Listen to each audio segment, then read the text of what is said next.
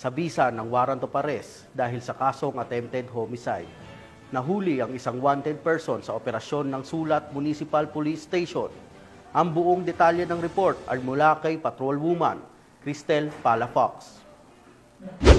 Otoridad ang isang lalaking wanted person na may kasong attempted homicide sa Barangay Santo Tomas, Sulat, Eastern Samar. Naresto ang akusado bandang alas 10:30 ng umaga ng mga tauhan ng Sulat Municipal Police Station kasama ang Eastern Samar Provincial Intelligence Unit, 801st Maneuver Company, Regional Mobile Force Battalion 8 at Regional Intelligence Division, Regional Special Operations Unit 8 sa bisa ng warrant of arrest para sa kasong attempted homicide na may nirekomendang piyansa na 36,000 pesos para sa pansamantalang kalayaan. Dinala ang akusado sa Sulat MPS para sa kaukulang dokumentasyon at tamang disposisyon. Ang operasyon ay naging matagumpay sa pakikipagtulungan ng mamamayan upang mapaigting ang kampanya kontra kriminalidad para mapanagot ang mga taong may sala sa batas at mapanatiling ligtas ang komunidad tungo sa bagong Pilipinas.